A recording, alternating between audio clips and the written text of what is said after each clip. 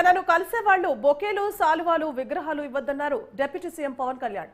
పేద వర్గాలకు ఉపయోగపడేలా కూరగాయలు లేదా అన్న క్యాంటీన్లకు కూపన్లు వంటివి ఇస్తే ప్రజలకు మేలు జరుగుతుందన్నారు. జనసేన ఎంపీలతో పవన్ సమావేశమయ్యారు. సమాజ ప్రగతి కోసం పార్లమెంట్లో మాట్లాడాలని ఎంపీలకు సూచించారు. ఎకో టూరిజం, టెంపుల్ టూరిజంపై ప్రత్యేక దృష్టి పెట్టాలన్నారు.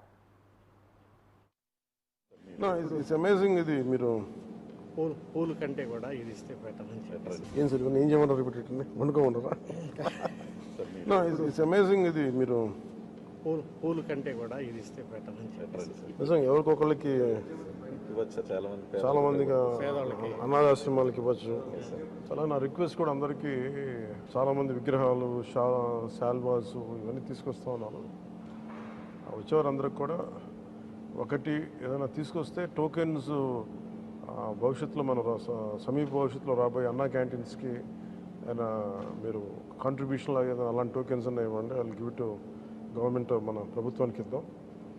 అలాగే మీకు ఏదైనా పర్సనల్గా ఇద్దాం అనుకుంటే ఇలాంటి ఏదైనా ఇవ్వగలిగితే అది నేను అనాథాశ్రమాలకు పంపిస్తాను. అలా కాకుండా ఈ విగ్రహాలు, శాల్వాలు ఇవన్నీ నిరుపయోగంగా అయిపోతున్నాయి. ఆ విగ్రహాలకు కూడా ఏం చేయాలో తెలియట్లేదు. అందుకని దయచేసి నా విన్నపం, మా ఎంపీస్